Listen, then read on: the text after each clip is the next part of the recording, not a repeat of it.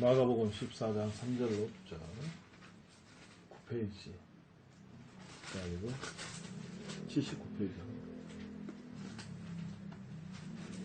다 찾으셨으면 돌아가면서 한 절씩 읽죠. 마가복음 14장 3절 예수께서 베다니 나병 환자 시몬의 집에서 식사하실 때에 한 여자가 매우 값진 향유 곧 순전한 나드 한 옥합을 가지고 와서 그 옥합을 깨뜨려 예수의 머리에 부으니 어떤 사람들이 화를 내어 서로 말하되 어찌하여 이 향유를 허비하는가. 이 향유를 팔면 300데나리온도 더 받을 텐데 이것을 팔아 가난한 사람들에게 줄 수도 있지 않겠소 하며 그 여자를 호되게 꾸짖었다. 예수께서 이르시되 가만두라. 너희가 어찌하여 그를 괴롭게 하느냐. 그가 내게 좋은 일을 하였느니라. 가난한 자들은 항상 너희와 함께 있으니 아무 때라도 원하는 대로 도울 수 있거니와 나는 너희와 항상 함께 있지 아니하리라. 그는 힘을 다하여 내 몸에 향유를 부어 내 장례를 미리 준비하였느니라. 내가 진실로 너희에게 이르노니 온 천하에 어디에서든지 복음이 전파되는 곳에는 이 여자가 행한 일도 말하여 그를 기억하리라 하시니라. 아멘. 이제 이번에 목사님께서 설교하신 제목이 이제 거룩한 낭비예죠. 그래서 이 여인이 이제 예수께 비싼, 그러니까 300데나리온은 1데나리온이 이제 노동자 하루 품삯이라고 말씀드렸죠. 그러니까 약 1년치 연봉을 이렇게 드는 이런 비싼 것을 이제 예수께 부어드렸어요. 이거는 그래서 이제 예수께서 곧, 그러니까 요게 뭐냐면, 요 시점이 언제냐면, 예수께서 죽으시기 일주일 전이에요. 요 타임에. 그래서, 그거를, 이게 베다니가 이제, 예루살렘에서 가까운 거리예요. 여러분 잘 아는 나사로 알잖아요, 나사로. 지금 나사로 살아난 그 지역. 그러니까 아마 여기 서로 아는 사이일 거예요. 그렇죠? 그 지역이니까. 그죠? 옛날 초는 다 그 지역 알잖아요. 그죠? 그래서, 예수께서 이제 베다니 나병 환자 시몬의 집에서 식사를 다른 성경 여기 세 군데서 나오는데 마태복음 26장, 요한복음 12장이 똑같은 내용이 나와요. 그래서 이제 잔치를 이제 베풀었는데 이때 이제 이 여인이 와서 예수께 이제 향유를 부어드린 사건이죠. 그래서 예수께서 죽으심을 이제 장사 진행 것을 미리 이제 준비하는 그런 걸로 이제 이야기를 하고. 제자들이 이렇게 꾸짖는 그런 형태가 이렇게 나타나는 거죠. 또 다른 성경에는 이제 가룟 유다가 그랬다 이렇게 나와요. 그래서 이제 목사님께서 말씀하신 건 뭐냐면 이제 거룩한 낭비를 할 수 있는 우리의 모습들이 좀 되지 않겠냐 그런 이제 말씀을 설교해 주셨어요. 혹시 설교 기억나시는 거 전혀 안 납니까? 저는 아마 장로 직분 받으셨을 때인가 직분 받으시고 지금 돌아가신 분이 김삼춘 그걸 시로 고훈 목사님께서 표시한 그 시에 대해서 기억이 나더라고요. 등받고 직업도 내려놓으시고 또 목숨 걸어 교회를 지키셨다. 참 그게 거룩한 낭비가 아닐까. 거룩한 낭비 하고 있습니까? 잘 모르겠습니다. 네. 말씀하세요. 그냥 그러니까 예수쟁이로 일요일 예배 참석하는 게 어떻게 하든 기본적인 거룩한 낭비가 아닐까. 그러니까 안 믿는 사람들에게는 그것도 저희가 안 믿을 때는 그랬거든요.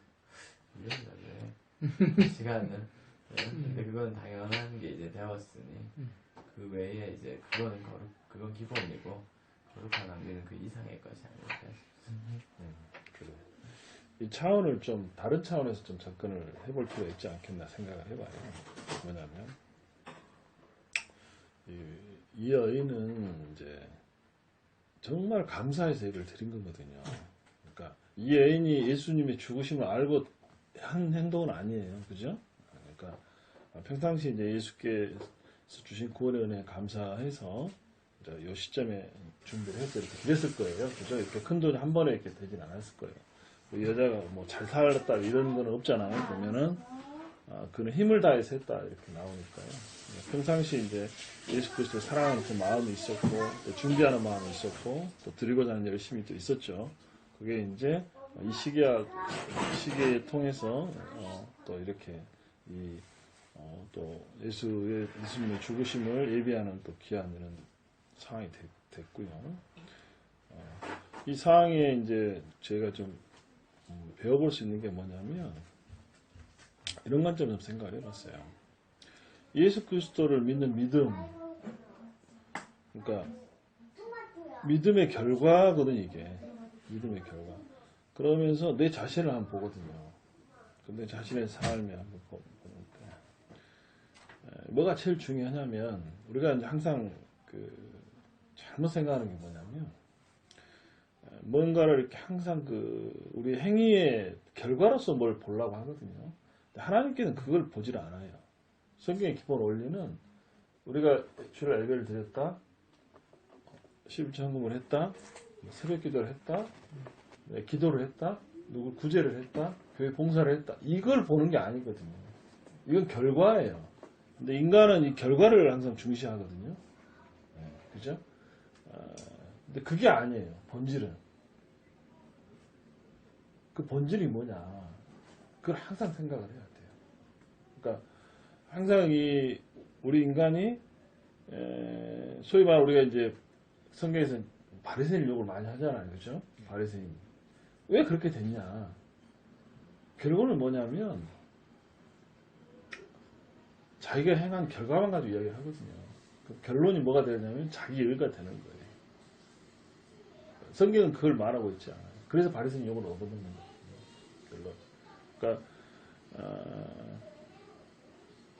우리가 기본적으로 생각해야 할 게 뭐냐면 하나님께서 나를 부르신 목적이 있어요. 목적. 그게 뭐냐면 왜 하나님께서 이 세상을 창조하셨고 이 세상을 만드신 중에서 왜 나를 택하셔서 그것도 창세전에 택하셔서 그때 한번 보여드렸죠. 평면 쫙 펼친 거 보여드렸잖아요. 나를 택하셔서 이 자리에 오게 하셨는가? 그러니까 나를 믿게 하셨는가? 이게 중요한 거예요. 이거에 대한 인식이 중요한 거라고요. 그게 내 모든 신앙의 삶의 출발이 돼야 돼요. 그러니까 여러분들은 이제 그걸 인식해야 될 그 수준이 되는 거예요. 이전의 삶이 어떤 삶이냐면 그러니까 예수 믿는 믿음의 삶 자체도 뭐냐면 하나님 중심적인 삶이 아니라 내 중심적인 삶인 거예요. 그러니까 예수를 왜 믿으세요? 물으면 뭐라 그러냐면 사람들이 예, 천국 가려고요. 구원 받으려고요. 그거거든요. 근데 그게 답은 아니에요. 그죠?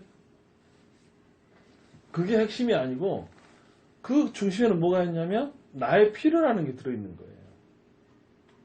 나 중심이 들어있는 거예요. 그죠? 그러니까 내 중심 쪽에서 구원을 바라보는 거예요. 믿음을 바라보고. 그죠? 그건 어린 신앙은 물론 그렇게 할 수 있어요. 우리가 그렇게 가르치기 때문에. 근데 그 신앙이 계속 가는 거는 아니죠.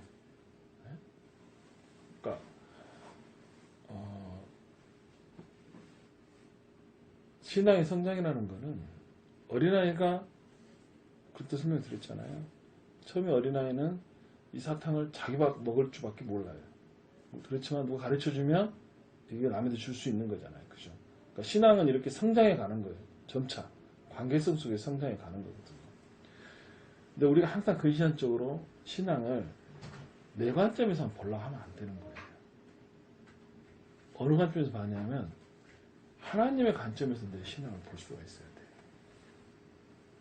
역으로 말씀을 드리면 하나님께서 왜 나를 이 자리에 부르셨고 왜 나를 자녀 삼아 주셨고 왜 나를 인도에 가시는가.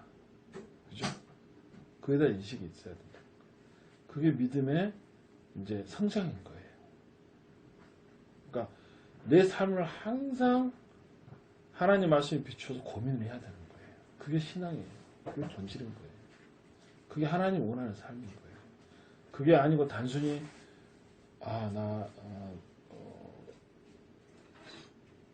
나의 그 편함과, 그러니까 이거잖아요. 그러니까 예를 한번 들어볼게요. 우리가 이제 예를 들면 농부가 곡식을 심었어요. 그래서 예수 믿는 농부하고 예수 믿지 않는 농부가 파종을 해서 뭐 배를 심었다 합시다. 모내기를 하고 심었어요. 가는데 햇빛이 잘 들고 비가 오면, 그러니까 밭이 2개 있는데 봅시다. 이 밭에 씨를 뿌렸고 그 옆에 붙어있는 밭에 씨를 뿌렸어요. 예수 믿는 농부예요. 예수 안 믿는 농부예요. 똑같은 씨를 사다가, 농협에 사다가 똑같이 뿌렸어요.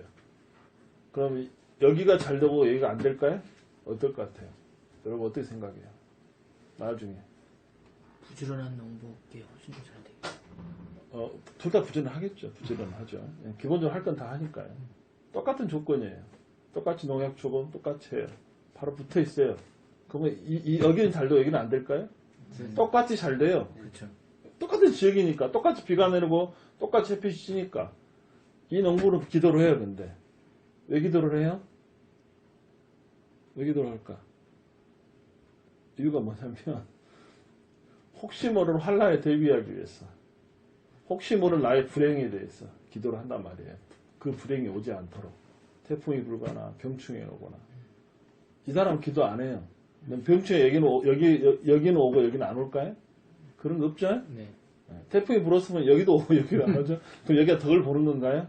왜 이 말씀을 드리냐면 우리 신앙의 모습이 그래서는 안 된다는 거예요. 그러니까 뭐냐면 모든 거를 내 신앙 중립적으로 사고를 하면 어떤 문제 상황이 생기냐면 이 신앙 자체도 내가 이용해 먹는 거예요. 단순히. 그러니까 액막이 정도의 액막이. 되면 좋고 안 되면 말고. 우리가 길게 또 그렇게 하잖아요. 우스갯소리로 어떤 전사님이 이제 수련회 가려고 이제 수련을 위해서 기도를 하는데 비 오지 말게 해달라고 기도를 하는데 정작 일교에서 비 온다 그러니까 우산 챙겨 들고 뭐 갔는데 비는 안 왔다 그러더라고요. 그러니까 그런 거예요. 그죠? 그러니까 물론 모든 기도를 하나님께서 다 응답하지는 않은 거 아시죠? 그리고 왜 응답을 안 하냐면, 응답이 안 되냐면, 응답은 되죠. 그게 안 이루어지냐면 하나님의 계획이 있으시단 말이에요. 근데 우리는 그걸 모르잖아요. 100%다. 제한되어 있기 때문에. 그래서 우리가 원하는 목적으로 기도를 하지만 그게 하나님 뜻이 아닐 수가 있어요. 그래서 그게 안 이루어지는 거예요. 그 상황이 안 되는 거예요. 근데 우리가 이제 그거를 인식하고 하나님의 그 능력과 인도하심을 인정하면서 기도하는 건 괜찮아요. 근데 처음부터 이거 안 될 거라 하고 기도하면 그건 불신앙이잖아요. 그러니까 믿음은 그거로부터 그러는 거예요. 그러니까 다시 이제 돌아가서 우리 신앙이 기본적으로 이제 어디를 향해 가야 되냐면 나 중심적인 신앙에서 이제 하나님 중심적인 신앙으로 가야 돼요. 그러면 하나님께서 이 사람을 만드시고 나를 부르시고 이 자리에 나를 있게 하신 이유가 있단 말이에요. 이 말씀을 꼭 드려야 될 거예요. 왜냐하면 계속 내 3주째 은사에 대한 게 계속 이렇게 와요. 여러분들 누군가가 나에게 이걸 필요한 말씀인 것 같아요. 계속 이 말씀을 해요, 지금. 예? 그러니까 이게 좀 이럴 때는 별로 없었는데 계속 이게 해서 그래서 제가 다시 한번 이 말씀을 드리는 거예요. 그래서 이게 좀 여러분들이 느낌이 있으시고 잘 좀 생각을 많이 하시면 좋을 것 같아요. 근데 그걸 좀 설명을 드릴게요. 하나님께서 인간을 만드신 이유가 다 있으시거든요. 개개인을 세상에 부르신 목적이 있어요. 우리를 이 자리에 오게 하신 것도 그냥 오게 하신 거 아니에요. 다 목적이 있어요. 그 목적이 뭐냐면 근본적으로 하나님 나라 백성으로 바로 세우기 위해 하신 거예요. 그 삶을, 그러니까 뭐냐면 우리는 하나님의 대리자예요. 예? 하나님의 대리자라고요. 그러니까 뭐냐면 하나님의 자녀예요. 자녀는 뭐냐면 아버지의 모양이잖아요.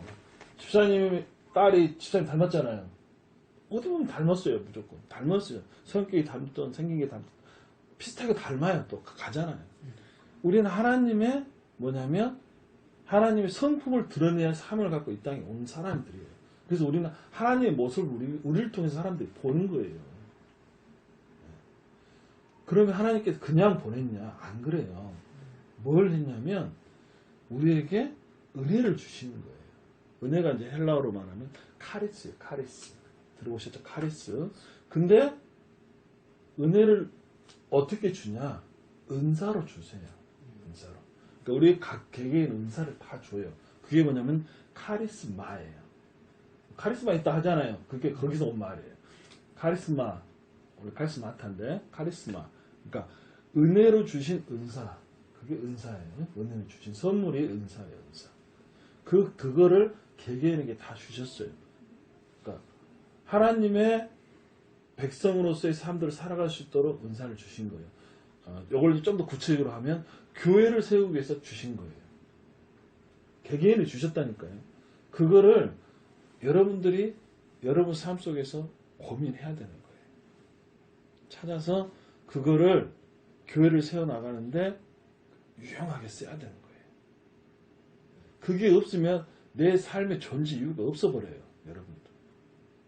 다시 한번 생각해 보세요. 내가 이 세상 왜 살아가야 되는가 한번 생각해 보세요. 단순히 내가 이 세상 그냥 살고 죽어도 천국 간다. 하나님이 그걸 목적으로 부르지 않았어요. 하나님 편에서 봐봐요. 하나님 편에서 내주십적으로 그냥 나는 천국 가고 구원 받으려고 그냥 살아가는 사람이 하나님이 그 사람 부를 이유가 하나도 없잖아요. 하나님 편에서 한번 생각을 해보세요. 그렇지 않겠어요? 자기는 자기 멋대로 살아가는 생각해서 그냥 하나님과 아무 상관없이 그냥 자기 유익과 자기 목적만 위해서 살아간 사람인데 하나님이 그 사람 부를 이유가 없잖아요. 내가 하나님이라도 그 사람 부를 이유가 하나도 없잖아요. 그렇지 않아요? 이 세상에 잘 먹고 잘 살고 죽었어도 잘 살고 그렇지 않아요? 그런 사람 하나님의 삶이 전혀 아닌데 그건 자기 생각대로 자기 마음대로 자기 방향대로 사는 사람인데 그 사람이 하나님 불렀다고 볼 수 없잖아요. 한번 생각을 해보세요. 그거예요. 그러니까 여러분을 부르신 목적이 다 있어요.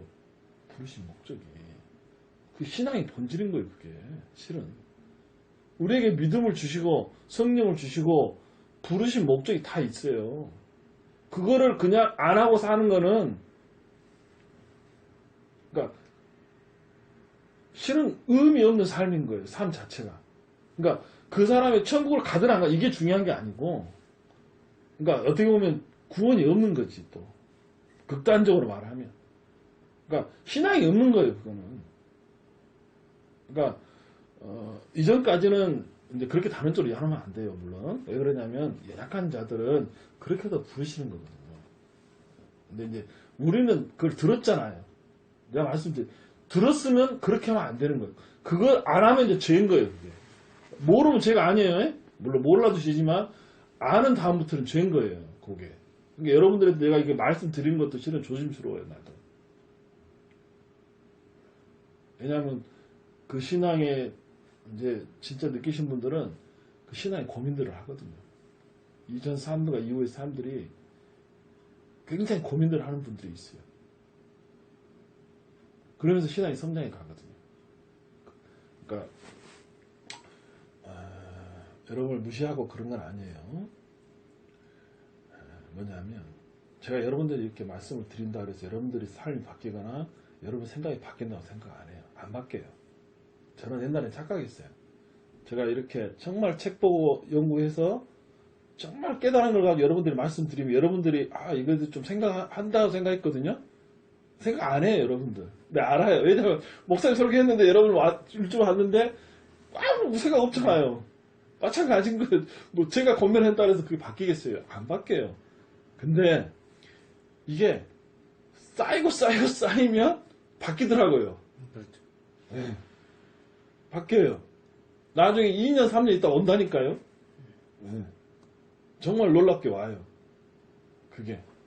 그러니까 좋은 말씀 많이 듣는 건 좋아요. 항상. 그래서 뭐 당장은 안 바뀌더라도 그래서 이제 계속 외치는 거죠. 외치는 거예요. 아니라 개개인들의 다 은사가 있어. 어떤 은사가 있냐면 다른 사람을 이렇게 관심을 가져주는 은사가 있고 말을 좋게 해주는 은사가 있고 또 막 챙겨주는 은사가 있잖아요. 봉사를 열심히 묵묵히 열심히 그 사람은 남들 안 해도 열심히 하고 그게 기쁜 사람이 있잖아요. 그러니까 다 이런 은사들이 있다고요. 개개인들이 내게 어떤 사람 돈을 잘 버는데 그걸 써도 계속 잘 쓰는 거예요. 기쁨으로. 네. 은사예요, 그게. 그러니까 남을 잘 사주는 사람 있잖아요. 없어도. 그러니까 은사인 거예요. 그게 그런 은사들이 모여서 뭐냐면 교회를 세워가는 거거든요. 그러니까 여러분들이 어떤 교회 봉사를 꼭 내가 뭐 이렇게 뭘 해 이렇게 하는 게 아니라 정해서 이렇게 하라는 게 아니라 내가 가진 은사를 잘 기도하고 활용해서 교회를 세워나가는 데 뜻이라 이거예요. 그러니까 안수집사들 다 되시잖아요. 다 부르신 목적이 있어요. 그냥 그냥 하는 거 아니에요. 예? 그러니까 이거는 지금 내가 모를 수도 있어요. 그렇지만 교회를 세워나가기 위한 방편을 하나님께서 이렇게 부르셨다고 항상 인식하고 그걸 잘 생각하셔서 내가 잘할 수 있는 걸 가지고 가족들도 세우시고 교회도 세우시고 한 게 필요해요. 예? 그게 내 인생의 목적이 되는 거예요. 삶의 목적이 되고 평생에 죽을 때까지 나를 부르심에 목적이 되는 거예요. 그러니까 나를 부르신 기본 이유가 뭐냐면 교회를 세우기 위함이에요. 그리고 하나님의 백성들과 서로 교제하기 위함이에요. 예? 그러니까 항상 이걸 잊어버리면 안 돼요. 좀 기분 나쁘고 내가 좀 힘들고 뭐 할 때 조금 안 할 수도 있잖아요. 그렇다 하더라도 이것이 나의 본질이지 하고 그걸 꼭 붙들고 가야 되는 거예요. 평생에 그걸 가는 거예요. 그거는 죽을 때까지. 그게 하나님께서 여러분을 부르신 목적이에요. 나를 부르신 목적이에요. 그 사람이 진짜 신앙이 있는 거예요. 그리고 두 번째로 이제 이건 제일 중요한 건데 은사가 이제 크신 분들이 있어요. 네. 그 은사가 그러니까 내가 말씀드리는 건 이제 대외적으로 이렇게 병을 고친다든가 귀신 쫓아낸다든가 소위 말하는 그런 은사들 있잖아요. 은사는 구원을 수반하지 않아요. 내가 말씀을 이렇게 여러분들이 전하잖아요. 그런다 해서 내게 구원이 있냐? 없어요. 구원하고 하등이 상관이 없어요. 구원. 은사는. 뭔 말인지 아셨어요? 네. 그거에 현혹되지 마시라고요. 내가 방언을 하든 미래를 예언을 하든 내가 말씀을 선포 설교를 하든 그거는 성령께서 내게 부여주시는 은사로 하는 거지 그 은사가 내 구원의 담보가 될 수 없다고요. 그러니까 여러분의 행위가 여러분의 담보가 될 수 없는 거예요. 그러니까 예수께서 말씀하시잖아요. 내 이름으로 너희가 귀신을 쫓아내고 전도를 하고 은사를 해도 나 너 모른다 하잖아요. 그죠? 그거예요. 성령의 특별한 사역은 은사를 위한 사역이 있어요. 구원의 사역과 아무 하등이 상관이 없어요. 그 사람은 그 은사를 통해서 활용하는 쓰는 거예요. 본인의 은사로 그냥 쓸 뿐이지 그게 구원을 담보하지 못해요. 그러니까 교회에 가끔 그렇게 이제 미혹되게 하는 경우가 있는데 그런 가지고 쫓아갈 필요는 없고 은사를 주신 기본 목적은 교회를 세우고 내가 이 세상 삶 살아가는 데 있어서 하나님 백성으로서 어떤 삶 살아가게 되겠는가라는 그거에 대한 하나님이 주신 은혜라고 생각하시고 그러니까 은혜인 거예요. 은혜. 그러니까 항상 그런 고민들을 나이, 환경 그런 거 따질 필요 없어요. 상황이 되면 계속 고민하고 기도하세요. 그러시면 하나님께서 그 삶들을 그 방향으로 인도하시고 하나님께서 부어주세요. 그리고 이제 항상 하나님께 이제 그 목적을 향해서 기도를 하세요. 내 삶에. 그럼 여러분 인생이 바뀔 거예요. 지금까지 아니었어도 바뀔 거예요. 몰라서 안 할 수도 있어요. 몰라서. 왜냐하면 성령께서는 인격적인 분이시기 때문에 억지로 하질 않아요. 그러니까 억지로 나를 끌어들여갖고 이렇게 하지 않는다니까요. 우리가 모를 뿐이에요. 그러니까 그런 생각들을 하셔서 여러분 삶을 좀 더 풍요롭고 신앙이 또 한 차원 더 높게 이렇게 됐으면 좋겠어요. 거기서 오는 기쁨이 있어요.